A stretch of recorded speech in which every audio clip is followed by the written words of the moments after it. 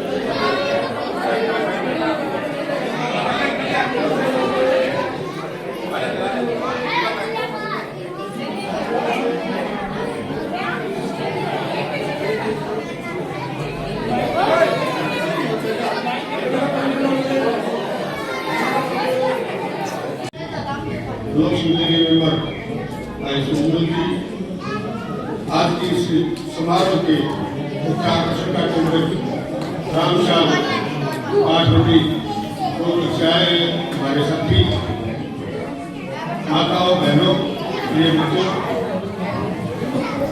सबसे पहले मैं बाबा साहब भीमराव अम्बेडकर को नमन करते हुए उनके उम्र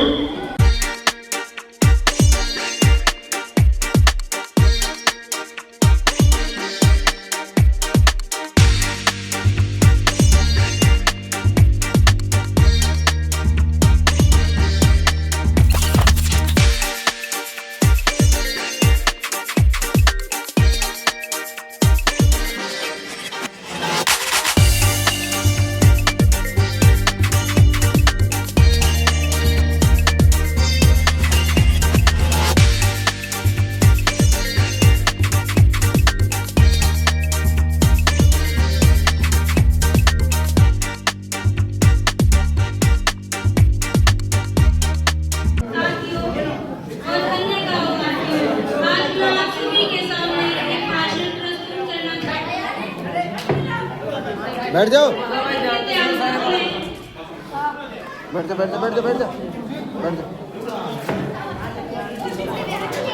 आवाज को दबा दिया जाता था, एक आवाज उठी और न कभी रुकी न कभी रुकी। He believed that education is the most powerful weapon और उसी शक्ति से उन्होंने इतिहास रच दिया। डॉक्टर भीमराव अम्बेडकर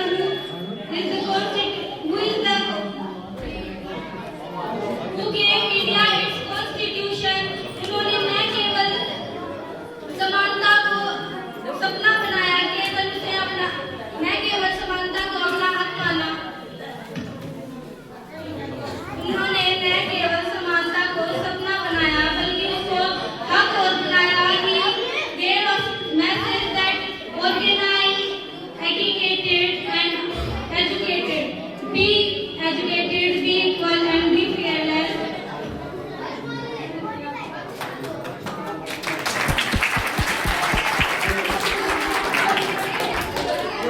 गया तो जाता है और मेहनत उस रास्ते की सबसे बड़ी ताकत है। इन्हीं पंक्तियों के साथ मैं तानिया को मंच पर आमंत्रित करना चाहूंगी। मैं अपने भाषण देना चाहती हूँ।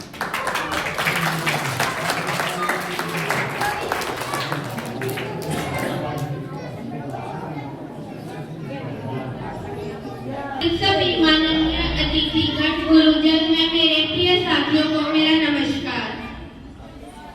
आप सभी को मेरा नमस्कार। जैसा कि आप सब जानते हैं कि हम सब डॉक्टर भीमराव अंबेडकर जी की जयंती के अवसर पर एकत्रित हुए हैं। डॉक्टर भीमराव अंबेडकर जिन्होंने सबको एकता के सूत्र में बांधा, वो केवल एक महान व्यक्ति ही नहीं थे, बल्कि हमारे देश के संविधान के निर्माता, हमारे देश के संविधान के निर्माता और एक बहुत बड़े समाज सुधारक भी थे। उन्होंने हमें समझाया कि शिक्षा ही वह ताकत है जिससे हम सब आगे बढ़ सकते हैं और समाज से सभी भेदभावों को समाप्त किया जा सकता है। डॉक्टर भीमराव अंबेडकर, उनका सपना था एक ऐसा भारत जहाँ हर इंसान को बराबरी का अधिकार मिले, चाहे वह किसी भी जाति, कुल या पृष्ठभूमि से क्यों न हो। और मेरे अनुसार आज हम सबको इसी संदेश को समझकर और अपनाकर आगे बढ़ने की आवश्यकता है। हमें एक दूसरे को बांटने की बजाय साथ मिलकर समानता और एकता के साथ आगे बढ़ना चाहिए। हर जुल्म भी कबूल हो जाएगा। और बाबा साहब अम्बेडकर कहते थे, अगर एकता से चलोगे तो हर इंसान ही नहीं बल्कि आसमान भी झुक जाएगा। उनका कहना था कि जो इंसान दूसरों के सामने झुक सकता है, वही अपने सामने पूरे संसार को झुका भी सकता है। मेरे अनुसार अगर हम सब मेहनत करें और शिक्षा प्राप्त करके आगे बढ़े तो हम सब अपने जीवन में बहुत आगे जा सकते हैं। उनका कहना था कि अब हमें उनके नाम का जयकार न करके उनके बताए हुए रास्ते पर चलना चाहिए, उनके बताए हुए रास्ते पर चलना चाहिए। अंत में मैं अपनी वाणी को विराम देने से पहले यही कहना चाहूंगी कि हम सबको मिलकर एक ऐसे भारत का निर्माण करना होगा जब सबके पास बराबरी का अधिकार हो और हर इंसान की पहचान उसके गुणों से हो, उसकी ईमानदारी से हो, उसकी मेहनत से हो, ना कि उसकी जाति से और उसके कुल से। और यही बाबा साहब अम्बेडकर जी को हमारी सच्ची श्रद्धांजलि होगी। जय हिंद, जय भारत।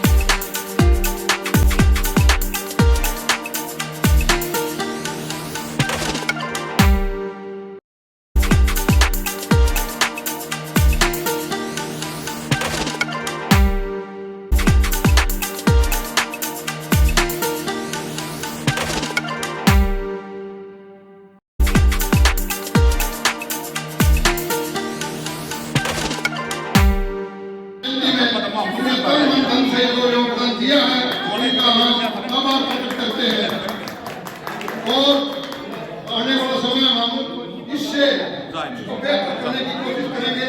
ये सभी से अनुरोध है, आप सभी हो गए सब हमारे साथी भाई कंधे से कंधा मिलाकर एक दूसरे की मदद करेंगे और संघर्ष करेंगे। संघर्ष करने वाला कभी आता नहीं। भीमराव अम्बेडकर ने कहा था, विद्यावर्धन है जो शेरनी का तो पिएगा वह एक दिन बढ़ेगा। और मैं आपसे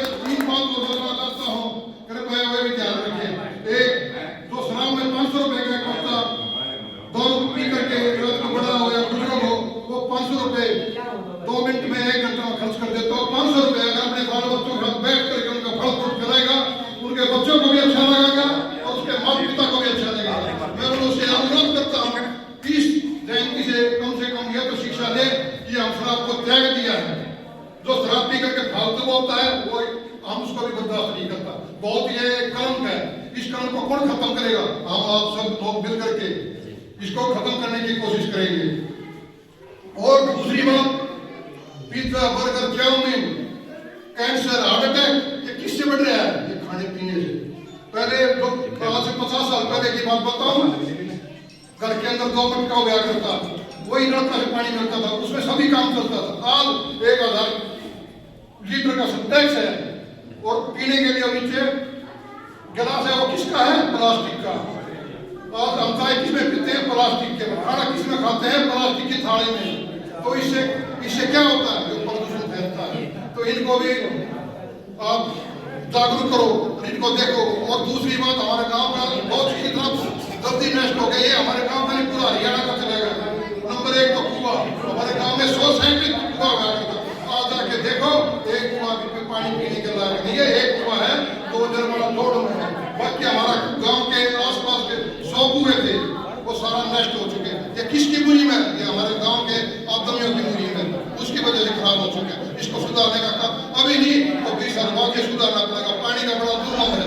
दूसरी बात, पहले क्या करते हमारे बड़े बुजुर्ग की नीम, पीपल और बड़, इनमें भूतनी का वास है। वो भूतनी का वास इसलिए था ताकि लोग उनको काटते रहे। लेकिन आज का भी इंसान ने नीम और पीपल कुछ तो आज का जो प्रदूषण ने खत्म कर दिया, जो पानी आया उसकी वजह से आज कर ये नीम, पीपल, बड़ ये लगाने से भी नहीं लगा था। क्योंकि एक बच्चा है, उसकी परवरिश तो हर एक कोई कर देता है, लेकिन इन वृक्षों की रक्षा कोई नहीं करता। ये वृक्ष जो सोचने करने के लिए, अगर आज इन 3 पेड़ों का विनाश हो गया तो हमारा भी धीरे धीरे विनाश की तरफ आकर्षित हो रहे हैं।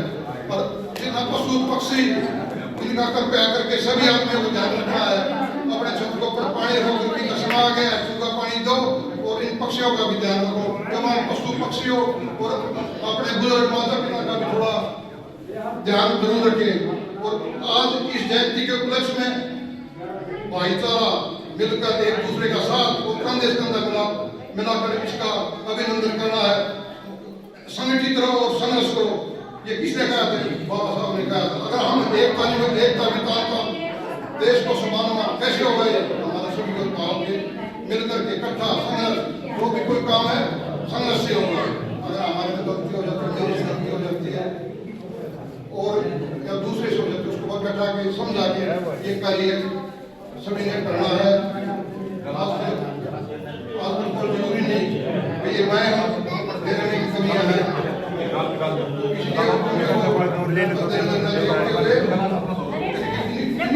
आज तो अपना अभिनंदन करें। जय हिंद।